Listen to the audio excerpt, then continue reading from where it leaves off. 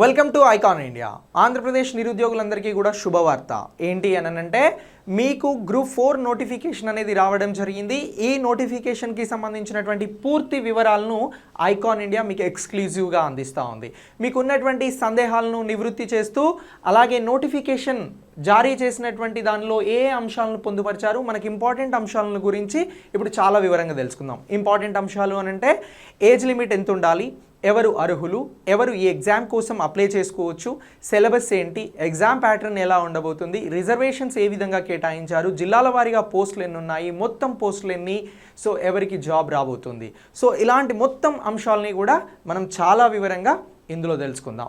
So ఇక్కడ చూడండి, నోటిఫికేషన్కి సంబంధించి 28 కొద్దిసేపటి క్రితం Andhra Pradesh public service commission Vijayawada నుంచి ఈ నోటిఫికేషన్ అనేది రావడం జరిగింది. నోటిఫికేషన్ నెంబర్ కూడా ఇక్కడ మెన్షన్ చేయడం జరిగింది. 23/2021 dated 28/12/2021. So direct recruitment to the post of junior assistant computer assistant అని అంటున్నారు in AP revenue department general group 4 services. ఓకేనా, క్లియర్. సో గ్రూప్ 4కి సంబంధించినటువంటి సర్వీసెస్, అలాగే ఇది జూనియర్ అసిస్టెంట్ కంప్యూటర్ అసిస్టెంట్ అని చెప్పేసి అంటా ఉన్నాం. సో మరి ఈ పోస్ట్కి సంబంధించి ఏ అంశాలను ఇచ్చినటువంటి నోటిఫికేషన్లో పొందుపరిచారు అనేది చాలా వివరంగా మీకు అందిస్తుంది ఐకాన్ ఇండియా. ఈ వీడియో అందరికీ ఉపయోగపడేది, మీరు మీ ఫ్రెండ్స్ అందరికీ కూడా తప్పకుండా షేర్ చేయండి. సో ఇక్కడ చూడండి, నోటిఫికేషన్లో ఎవరైతే ఈ నోటిఫికేషన్కి సంబంధించి అప్లై చేసుకోబోతున్నారో వారికి సంబంధించి మొత్తం పోస్టులు 670 ఉన్నాయండి. ఎన్ని? 670 వేకెన్సీస్ అనేవి ఇక్కడ ఇవ్వడం జరిగింది. ఈ 670 వేకెన్సీస్కి సంబంధించి 670 వేకెన్సీస్కి సంబంధించి 670 ఖాళీ పోస్టులకి సంబంధించి అప్లై అనేది చేసుకోవడానికి ఈ నోటిఫికేషన్ను జారీ చేయడం జరిగింది. సో ఇందులో మరి ఈ ఉద్యోగానికి సంబంధించిన పే స్కేల్ ఎలా ఉండబోతుంది, ఈ ఉద్యోగం వచ్చినటువంటి వారికి జీతం అనేది, శాలరీ అనేది ఎంత నుంచి ఎంతవరకు చెల్లించబోతా ఉన్నారు అని అంటే ఇక్కడ చూడండి, స్కేల్ ఆఫ్ పే అని చెప్పేసి అంటా ఉన్నారు. 16,400 నుంచి 49,870 రూపాయల మధ్యన పే స్కేల్ అనేది ఉండనుంది. ఎంత నుంచి ఎంత అంటున్నాం? 16,400 నుంచి ఎంత అంటున్నాం? 49,870 రూపాయల మేర ఈ ఉద్యోగానికి సంబంధించి చెల్లించబోతా ఉన్నారు. ఈ ఉద్యోగానికి క్వాలిఫై అయ్యేటువంటి వారికి పే స్కేల్ అనేది, స్కేల్ ఆఫ్ పే అనేది ఇలా ఉంటుంది. దాన్నే శాలరీ అని అంటున్నాం. సార్ మరి దీనికి, ఈ ఉద్యోగానికి ఎవరు అర్హులు, ఏజ్ లిమిట్ ఎంత ఉండాలి అని అంటే ఏజ్ లిమిట్ని కూడా ఏజ్ గ్రూప్ ఆఫ్ 18 నుంచి 42 సంవత్సరాల మధ్యన ఉన్నటువంటి వారు ఈ ఉద్యోగానికి అర్హులు.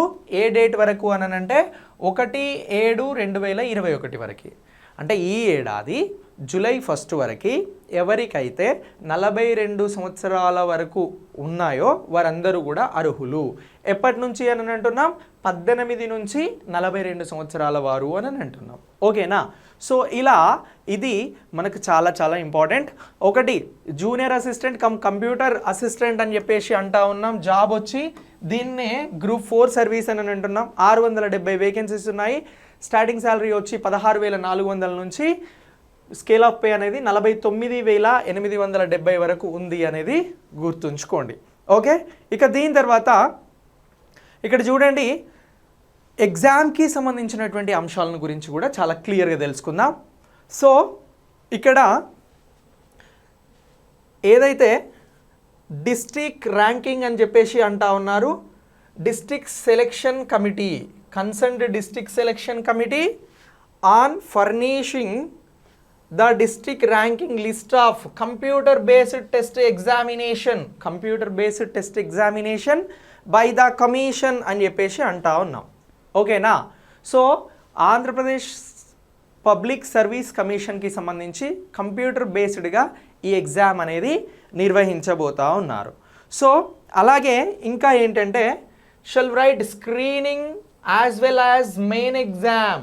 కంప్యూటర్ బేస్డ్ టెస్ట్కి సంబంధించి ఎగ్జామినేషన్ అనేది స్క్రీనింగ్ ఉంటుంది, మెయిన్ ఎగ్జామినేషన్ అనేది కూడా నిర్వహించబోతా ఉన్నారు. సో ఇక్కడ ఇచ్చినటువంటి ఈ మొత్తంని కూడా చాలా సవివరంగా మీకు నేను అందిస్తాను, ఇంకా చాలా చాలా క్లియర్గా ఎక్స్ప్లెయిన్ చేసే ప్రయత్నం చేస్తాను. ఓకేనా? సో ఇలా దీనికి సంబంధించి మీరు అప్డేట్ చేసుకోండి. ఇక దీని తర్వాత ఏంటి అని అంటే నెక్స్ట్ వచ్చి ఒకసారి చూడండి, ఇక్కడ ఇంకా ఇంపార్టెంట్ పాయింట్స్ ఏమున్నాయి అని అంటే candidates shall apply online through commission's website. So మీరు ఎలా అప్లై చేసుకోవాలి అని అంటే కమిషన్కి సంబంధించినటువంటి దాని వెబ్సైట్ ఏదైతే ఉందో ఇక్కడ ఇచ్చినటువంటి లింక్ ఉంది కదా, https:/psc.ap.gov.in ద్వారా అప్లై చేసుకోవచ్చు. సరే ఎప్పటి నుంచి ఏ డేట్ నుంచి ఏ డేట్ మధ్యన దీన్ని అప్లై చేసుకోవాలి అని అంటే 30/12/2021. సో అంటే రేపు కాకుండా ఎల్లుండి నుంచి 30/12/2021 నుంచి 19/1/2022 వరకు. నోట్ చూడండి చాలా క్లియర్గా ఇచ్చాడు. 18/1/2022 అంటే 18వ తారీఖు జనవరి 2022 last date of payment up to night 11:59 mid night వరకు, అంటే 18వ తేదీ మిడ్ నైట్ వరకు కూడా అప్లై చేసుకోవడానికి ఎలిజిబిలిటీ అంటే టైం అనేది ఇక్కడ ఇవ్వడం జరిగింది. ఓకే, ఇక దీని తర్వాత నెక్స్ట్ చూడండి, ఇక్కడ ఇంకొక అంశాన్ని కూడా హైలైట్ చేయడం జరిగింది. ఏంటి ఆ హైలైట్ చేసినటువంటి అంశం అని అంటే ఇక్కడ ఇచ్చారు చూడండి, in respect of screening test the objective type examination will be held in offline mode OMR బేస్డ్గా ఉంటుంది. ఏది స్క్రీనింగ్ టెస్ట్ అని చెప్పేసి అంటా ఉన్నాం. స్క్రీనింగ్ టెస్ట్ అనేది ఆఫ్లైన్ మోడ్లో ఉండనుంది ఓఎంఆర్ బేస్డ్గా అని చెప్పేసి అంటా ఉన్నాం. ఇక the main examination would be in objective type questions are to be answered on computer system. Screening test ఏదైతే ఉందో అది ఆఫ్లైన్ మోడ్లో ఉండడానికి అవకాశం ఉంది, ఓఎంఆర్ బేస్డ్ అని అంటున్నారు. ఇక మెయిన్ ఎగ్జామ్ ఏదైతే ఉందో అది కంప్యూటర్ బేస్డ్గా ఉండబోతుంది అని చెప్పేసి ఈ 1.6 పారాలో హైలైట్ చేయడం జరుగుతూ ఉంది. ఓకేనా? ఇక ఇంగ్లీష్ అండ్ తెలుగులో రెండింటిలో కూడా ఈ ఎగ్జామ్ అనేది కండక్ట్ చేయబోతూ ఉన్నారు. క్లియర్? ఇక మార్క్ టెస్ట్ ఫెసిలిటీ అనేది కూడా ఈ ఎగ్జామినేషన్కి సంబంధించి మీకు అందించడం జరుగుతుంది. ఆ తర్వాత హాల్ టికెట్స్, స్క్రీనింగ్, మెయిన్ ఎగ్జామినేషన్కి సంబంధించినటువంటి వాటిని కూడా ఇందులో పొందుపరచడం జరిగింది. సో అవన్నీ కూడా మీరు వెబ్సైట్ ద్వారా అప్డేట్ చేసుకోవచ్చు. ఓకేనా? రైట్. ఇక దీని తర్వాత ఈ పేజీ చూడండి మీరు, the details of vacancies are as follows అని చెప్పేసి ఇవ్వడం జరిగింది. ఏమంటున్నారు అని అంటే వేకెన్సీస్కి సంబంధించి ఇక్కడ చాలా క్లియర్గా ఇవ్వడం జరిగింది. ఏ జిల్లా నుంచి ఈ 670 గ్రూప్ 4కి సంబంధించి ఎటువంటి పోస్టుల ఖాళీలు ఉన్నాయి అనేది ఇక్కడ ఇవ్వడం జరిగింది. ఇక్కడ చూడండి, శ్రీకాకుళం నుంచి 38 వేకెన్సీస్ ఉన్నాయి. శ్రీకాకుళం నుంచి ఎన్ని వేకెన్సీస్ ఉన్నాయి అని అంటే 38 వేకెన్సీస్ ఉన్నాయి, 38 వేకెన్సీస్ ఉన్నాయి. విజయనగరం నుంచి 34 వేకెన్సీస్ 34 వేకెన్సీస్ ఉన్నాయి. విశాఖపట్నం నుంచి 43 ఉన్నాయి. ఈస్ట్ గోదావరి నుంచి 64 ఉన్నాయండి. సో ఆ తర్వాత వెస్ట్ గోదావరి నుంచి 48 పోస్టులు ఉన్నాయి. కృష్ణా నుంచి 50 పోస్టులు ఉన్నాయి. గుంటూరు నుంచి 57 పోస్టులు ఉన్నాయి. ప్రకాశం నుంచి 56 పోస్టులు ఉన్నాయి. నెల్లూరు నుంచి 46, చిత్తూరు నుంచి 66 66, అనంతపురం నుంచి 63, కర్నూలు నుంచి 54, వైఎస్ఆర్ కడప నుంచి 51. Okay, clear? హైయెస్ట్ పోస్టులు ఏ జిల్లాలో ఉన్నాయి అని అంటే చిత్తూరులో ఉన్నాయండి. ఇక్కడ హైయెస్ట్ పోస్టులు ఉన్నాయి. ఆ తర్వాత సెకండ్ వచ్చి ఎక్కడ ఉన్నాయి అని అంటే ఈస్ట్ గోదావరిలో ఉన్నాయండి. ఎక్కువ పోస్టులు సెకండ్ వచ్చి ఈస్ట్ గోదావరిలో ఉన్నాయి. ఆ తర్వాత అనంతపురంలో ఉన్నాయండి 63. ఇది థర్డ్ పొజిషన్లో ఉంది అనంతపురం పోస్టుల వేకెన్సీస్కి సంబంధించి. అర్థమవుతుంది కదా? సో ఇలా పోస్టులు అనేవి ఇవ్వడం జరిగింది. తక్కువ పోస్టులు ఎక్కడ ఉన్నాయి అని అంటే విజయనగరం జిల్లాలో ఉన్నాయి, కేవలం 34 పోస్టులే ఉన్నాయి. ఇక శ్రీకాకుళంలో ఆ తర్వాత 38 పోస్టులు ఇవ్వడం జరిగింది. సో ఓవరాల్గా మొత్తం ఎన్ని పోస్టులు అంటున్నాం? 670 పోస్టులను ఇక్కడ రిలీజ్ చేయడం జరిగింది ఆంధ్రప్రదేశ్కి సంబంధించిన పబ్లిక్ సర్వీస్ కమిషన్. ఓకేనా? So the details of vacancies community district and gender wise general women may be seen at annexure 1. So ఈ పోస్టులు ఏవైతే ఉన్నాయో జిల్లాల వారీగా వేకెన్సీస్ పోస్టులను ఇక్కడ ఇవ్వడం జరిగింది అని అంటున్నాం. ఈ పోస్టులకి సంబంధించినటువంటి ఇంకా క్లియర్ అంటే ఏ బేస్డ్గా కమ్యూనిటీ పరంగా ఎవరికి కేటాయించారు, మెన్ ఉమెన్కి సంబంధించిన రిజర్వేషన్ పాయింట్ ఆఫ్ వ్యూలో ఎవరికి కేటాయించారు అనేది కూడా మనం చాలా క్లియర్గా చూడవచ్చు. ఓకేనా? ఇక దీని తర్వాత నెక్స్ట్ చూడండి, దీని తర్వాత ఇంకా ఏమి ఇచ్చారు అని అంటే ఎలిజిబిలిటీ ఇచ్చారు. సో ఎలిజిబిలిటీ అనేది ఎవరైతే గుడ్ హెల్త్ ఉంటారో వారే దీనికి అప్లై చేసుకోవడానికి దాదాపుగా అవకాశం ఉంది. సో ఇంకా ఎడ్యుకేషన్ క్వాలిఫికేషన్స్ గురించి ఇవ్వడం జరిగింది. It's very very important to us. As education qualification ఏమంటున్నారంటే the candidate should possess the prescribed academic qualification as on the date of this notification. ఈ నోటిఫికేషన్ వచ్చేసరికి క్వాలిఫికేషన్కి సంబంధించి ఇచ్చినటువంటి దాని ప్రకారం క్వాలిఫై అయి ఉండాలి క్యాండిడేట్స్ అని అంటున్నారు. నోటిఫికేషన్ వచ్చే డేట్ వరకు డిగ్రీ కంప్లీట్ అయ్యి ఉండాలి సింపుల్గా. ఓకేనా? ఇక in respect of other then prescribed education qualification claiming equivalence the decision of the concern department unit officer shall be final అని చెప్పేసి అంటా ఉన్నారు.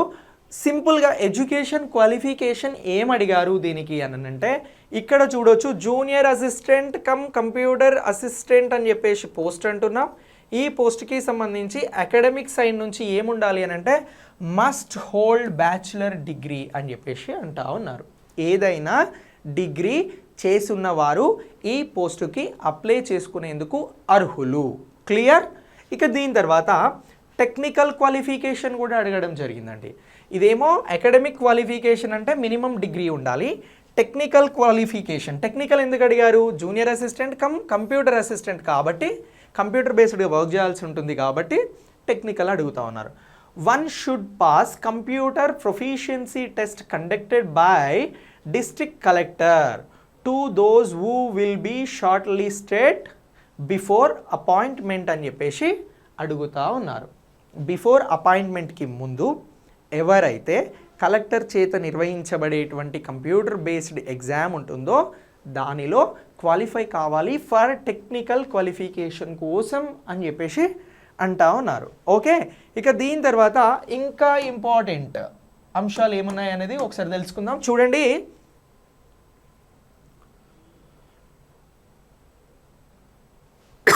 Sorry. So the candidate belongs to SC, ST, BC, EWS and physically handicapped and who avails upper age relaxation will also be considered for open category vacancies. ఎవరైతే ఇక్కడ ఇచ్చినటువంటి SC, ST, BC, EWS అలాగే physically handicapped ఉన్నారో వీరికి సంబంధించి open కేటగిరీలో ఉన్నటువంటి పోస్టులకి కన్సిడర్ చేయబడినటువంటి ఏజ్ రిలాక్సేషన్ అనేది ఉంటుంది. అంటే వయో పరిమితి అంటారా, వయో అంటే ఏజ్కి సంబంధించిన సడలింపు అనేది ఉంటుంది. Okay, right. ఇక దీని తర్వాత ఇంపార్టెంట్ ఇంకేముందో చూద్దాం. సో ఎస్, ఇక్కడ చూడండి, మనం ఏమన్నాం, ఎస్సీ ఎస్టీలకి వీళ్ళకి సంబంధించినటువంటి ఏజ్ రిలాక్సేషన్ ఉంది అని అన్నాం కదా. సో ఇక్కడ ఏజ్ రిలాక్సేషన్కి సంబంధించినటువంటి అంశాన్ని హైలైట్ చేస్తున్నాను. Category of candidates relaxation of the age permissible అని చెప్పేసి అంటున్నారు, పర్మిసబుల్ అని చెప్పేసి అంటున్నారు. ఎస్సీ ఎస్టీ బీసీస్ అండ్ ఈడబ్ల్యూఎస్కి సంబంధించి 5 years ఏజ్ సడలింపు అనేది ఉంది, వయసు సడలింపు. ఫిజికల్లీ హ్యాండిక్యాప్డ్ పర్సన్స్కి 10 years ఏజ్ వయోపరిమితిని పెంచుతూ ఈ నోటిఫికేషన్ ఇవ్వడం జరిగింది.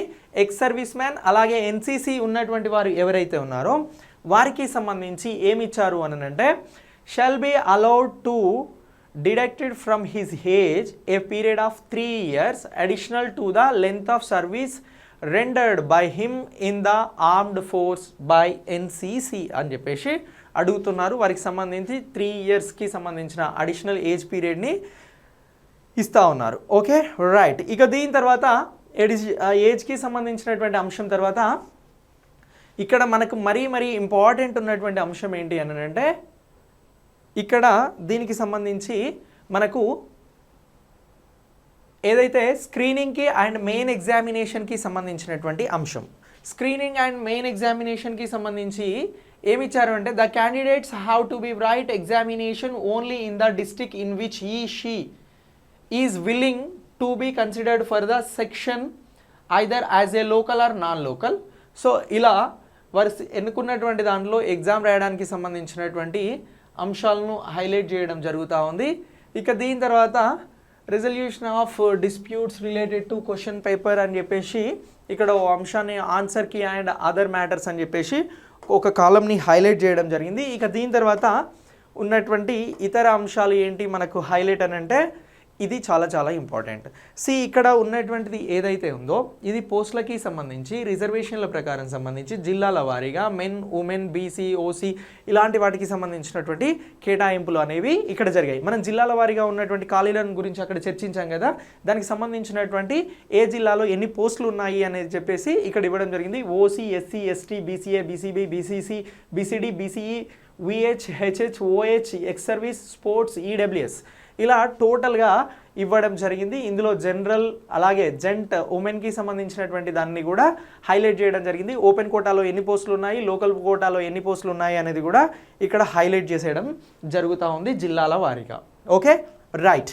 ఇది మీరు జస్ట్ ఇది మీకు ఏపీపీఎస్సీకి సంబంధించినటువంటి వెబ్సైట్లో ఇది అందుబాటులో ఉంది. డౌన్లోడ్ చేసుకొని ఒకసారి స్క్రీన్ షాట్ చేసుకొని ఇక్కడ చూసుకోండి. దీనికి మనం అంత పెద్దగా టైం వేస్ట్ చేయని అవసరం లేదు. ఆయా జిల్లాలకి సంబంధించిన వారు ఉంటారు కాబట్టి మీ జిల్లాలలో ఉన్నటువంటి పోస్టుల వేకెన్సీస్ మీరు ఒకసారి అవసరమైతే దీన్నే స్క్రీన్ షాట్ తీసుకోండి. ఓకేనా, మీకు క్లియర్గా కనబడుతుంది అనుకుంటే దీని నుంచే మీరు హైలైట్ చేసుకొని చూసుకోండి. Okay right. ఇక దీని తర్వాత very very important. So exam అనేది స్క్రీనింగ్ టెస్ట్ అంటున్నాం, మెయిన్స్ లెవెల్లో ఎగ్జామ్ ఉంటుంది అని అంటున్నాం. మరి ఎలా ఉండబోతుంది అని అంటే ఇక్కడ చూడండి, నోటిఫికేషన్ నెంబర్ ఇచ్చారు. Scheme and syllabus for recruitment for the post of junior assistant cum computer అసిస్టెంట్కి సంబంధించి revenue department bachelor degree standard ఉన్నటువంటి వారికి ఎగ్జామ్ అని చెప్పేసి అంటున్నారు. ఫస్ట్ గ్రూప్ 4 స్క్రీనింగ్ టెస్ట్ ఇక్కడ మీరు చూడొచ్చు. ఏమంటున్నాం, గ్రూప్ 4 స్క్రీనింగ్ టెస్ట్ అని చెప్పేసి అంటున్నాం. ఆబ్జెక్టివ్ టైప్ అండి, మల్టిపుల్ చాయిస్ క్వశ్చన్స్. ఓకేనా. So section A and section B అని చెప్పేసి రెండు విధాలుగా ఇస్తున్నారు. సెక్షన్ ఏ వచ్చేసరికి మీకు general studies and mental ability గురించి ఇవ్వడం జరుగుతూ ఉంది. క్వశ్చన్స్ ఎన్ని ఉంటాయంటే 100 ఉంటాయి. డ్యూరేషన్ ఆఫ్ మినిట్స్ 100 ఉంటాయి. అంటే ఎవ్రీ క్వశ్చన్కి 1 మార్క్ ఉంటుంది. అలా మీకు మొత్తం 100 మార్కులు ఉంటాయి. ఇది సెక్షన్ ఏకి సంబంధించి నేను చెప్తుంది. అందులో 100 మార్కులు ఉంటాయి, 100 క్వశ్చన్స్ ఉంటాయి, 100 నిమిషాలు ఉంటాయి. ఓకేనా రైట్. ఇక దీని తర్వాత సెక్షన్ బి వచ్చి జనరల్ ఇంగ్లీష్ ఉంటుంది, జనరల్ తెలుగు ఉంటుంది. ఇది ఎస్ఎస్సి స్టాండర్డ్ వరకే అడుగుతున్నాము అని చెప్పేసి అంటున్నారు. సో ఈ జనరల్ తెలుగు, జనరల్ ఇంగ్లీష్కి సంబంధించి 25 మార్కులు 25 మార్కుల చొప్పున డివైడ్ చేయడం జరుగుతుంది. ఓవరాల్గా 50 మార్క్స్కి ఉంటుంది. సో 50 మార్క్స్కి 50 మినిట్స్, అలాగే 50 మార్క్స్ 50 క్వశ్చన్స్ 50 మినిట్స్. ఓకే, మొత్తం టోటల్గా 150 మార్క్స్కి మీరు స్క్రీనింగ్ టెస్ట్ అనేది రాయబోతా ఉన్నారు ఈ గ్రూప్ 4కి సంబంధించినటువంటి ఎగ్జామినేషన్ కోసం. Okay right. ఇక దీని తర్వాత మనకు మళ్ళీ మెయిన్ ఎగ్జామ్ ఉంది కదా. సో మరి మెయిన్ ఎగ్జామ్కి సంబంధించి ఎలా ఉండబోతుంది అని అంటే ఒకసారి చూసుకోండి. మెయిన్ ఎగ్జామ్కి సంబంధించినటువంటి వివరాలను కూడా నేను మీకు చెప్పే ప్రయత్నం చేస్తాను. సో మెయిన్ ఎగ్జామ్స్ ఆబ్జెక్టివ్ టైప్లోనే ఉండబోతుంది.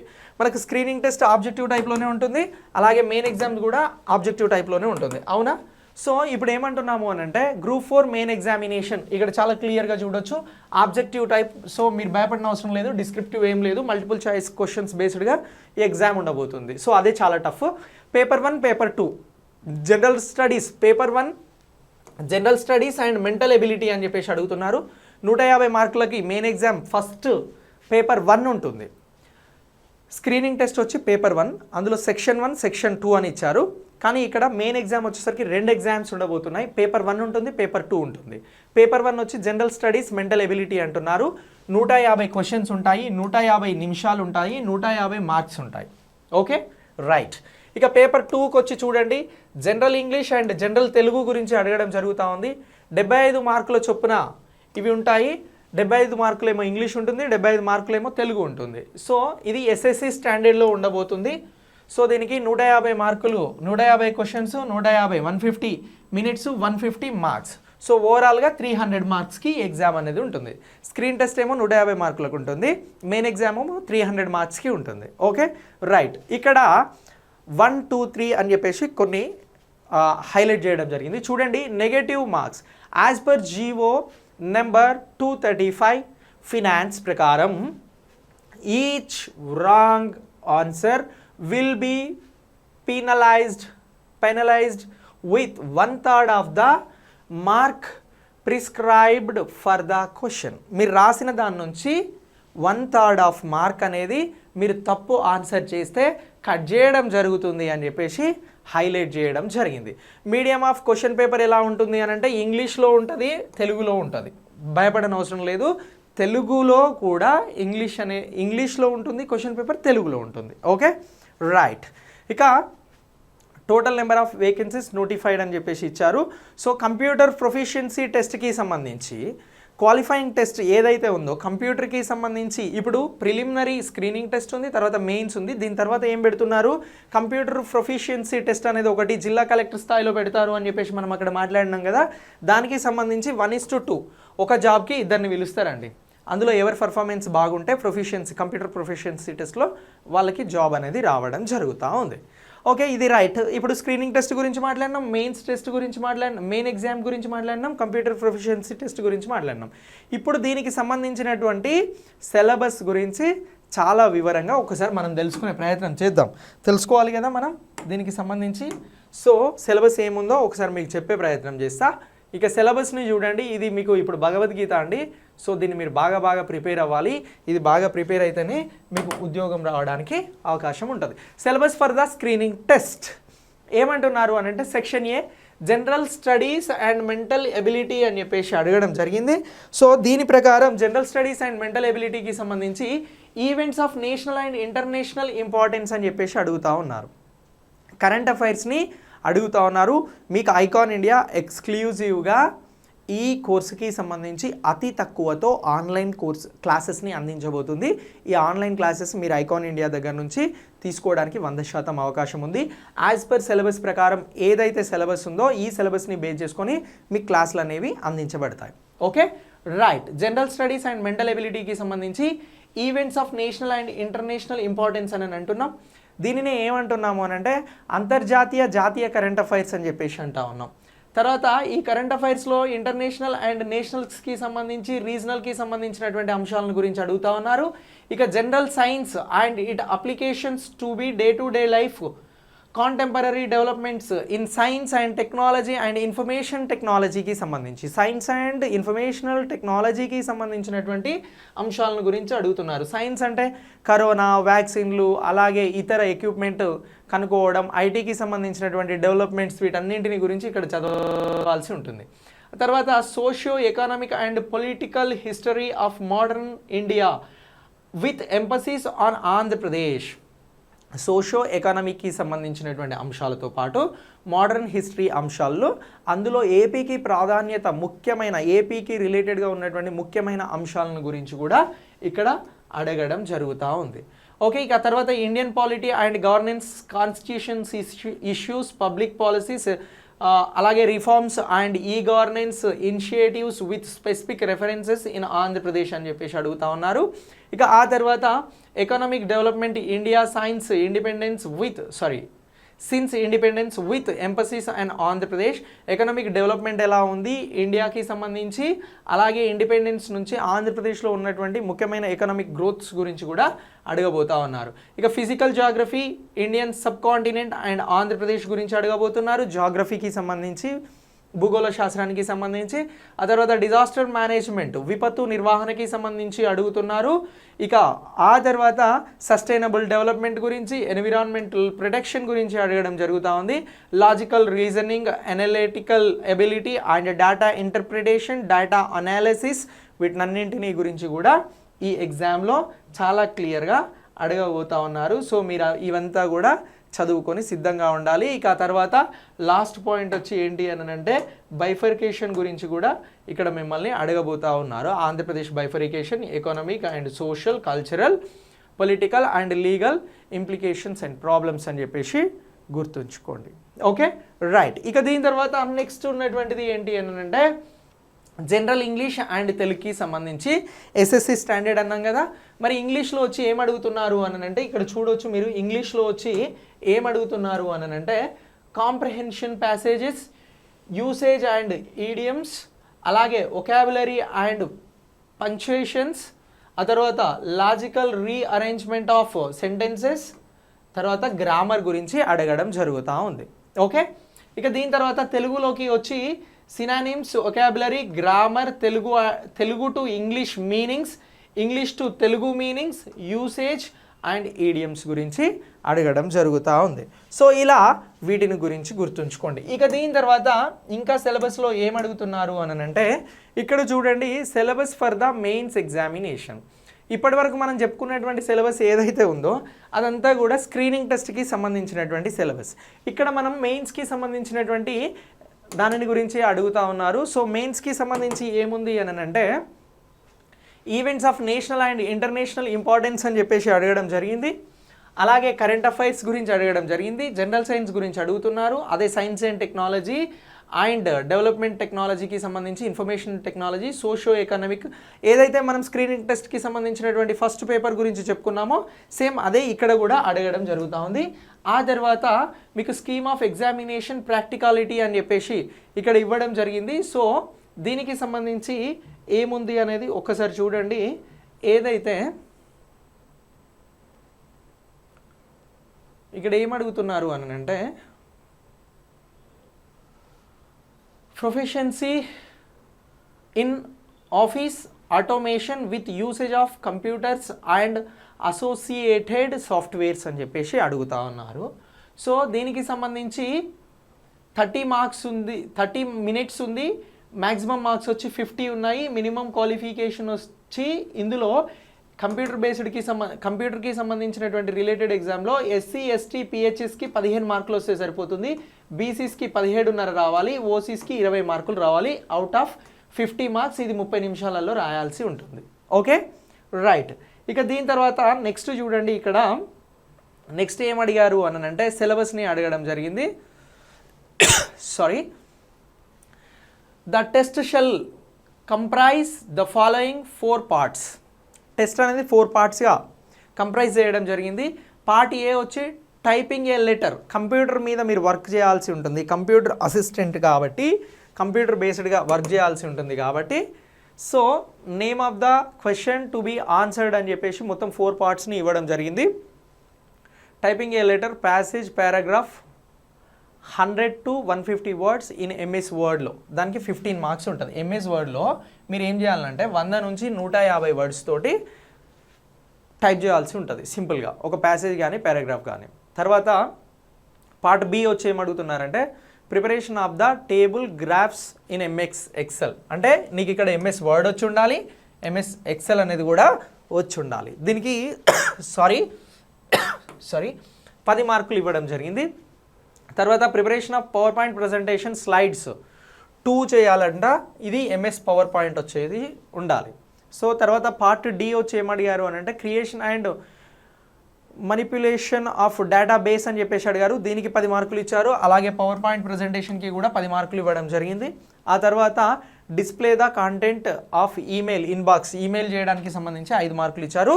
ఓవరాల్గా 50 మార్క్స్ అనేది ఇవ్వడం జరిగింది పార్ట్ ఈకి సంబంధించి. సో ఇలా దీనికి సంబంధించి మనం గుర్తుంచుకోవాల్సి ఉంటుంది. ఇక దీని తర్వాత ఇంకా ఏమైనా ఇంపార్టెంట్ ఉందో ఒక్కసారి చూద్దాం. ఇంకా ఇంపార్టెంట్ ఇక కంటెంట్ ఆఫ్ పార్ట్ ఏ అని చెప్పేసి ఇస్తూ ఉన్నారు. మార్క్స్ ఏమి ఇక్కడ మెన్షన్ చేయలేదు. సో దీన్ని కూడా ఒకసారి మీరు క్లియర్గా చూడండి. కంటెంట్ ఆఫ్ పార్ట్ బి అని చెప్పేసి ఇస్తూ ఉన్నారు. అంటే వర్డ్ కానీ ఎక్సెల్ కానీ ఇవి ఏవైతే ఉన్నాయో వీటికి సంబంధించి వర్క్ చేయాల్సి ఉంటుంది కాబట్టి సో వీటిని గురించి చాలా క్లియర్గా ఇక్కడ అడగడం జరుగుతూ ఉంది. ఓకే, సో పార్ట్ సి ఇప్పుడు మనం అక్కడైతే part A, part B, part C, part D అని ఇచ్చామో వాటికి సంబంధించి క్లియర్గా మీరు ఏమేమి వర్క్ చేయాల్సి ఉంటుంది, ఆ 50 మార్క్స్ ఎలా వస్తాయి అనేది చాలా సవివరంగా మీకు ఇక్కడ అందించడం జరిగింది. ఓకే, ఇక దీని తర్వాత ఇంకా ఇంపార్టెంట్ ఏమైనా ఉందా అని అంటే సో ఆల్మోస్ట్ ఆల్ ఇంకా ఇంపార్టెంట్ అనేది దాదాపు ఏం లేదు. సో అదంతా కూడా మీరు చాలా వివరంగా తెలుసుకోవడానికి అవకాశం ఉంది. దీన్ని మీరు డౌన్లోడ్ చేసుకోండి. సో మీకు ఇప్పుడు ఇది ఎందుకోసం ఇవ్వడం జరిగింది అని అంటే మీకు ఇది చాలా చాలా క్లియర్గా ఎక్స్ప్లెనేషన్ ఉండాలన్నటువంటి ఉద్దేశంతో దీన్ని చేయడం జరిగింది. మీ అన్ని డౌట్స్ దాదాపు క్లియర్ అయ్యాయి అని అనుకుంటున్నాం. మీకు ఇంకేమైనా డౌట్స్ ఉంటే మా నెంబర్కి కాల్ చేయండి. అలాగే ఐకాన్ ఇండియా యాప్ని డౌన్లోడ్ చేసుకోండి. ఈ ఎగ్జామ్కి సంబంధించి మీకు ఫుల్ ఫ్లెడ్జ్డ్గా ఆన్లైన్ క్లాసెస్ని ఐకాన్ ఇండియా అందించబోతుంది అతి తక్కువతో. స్క్రీనింగ్ టెస్ట్కి యూజ్ అయ్యేలాగా, మెయిన్స్కి యూజ్ అయ్యేలాగా. ఓకేనా? Thanks for watching.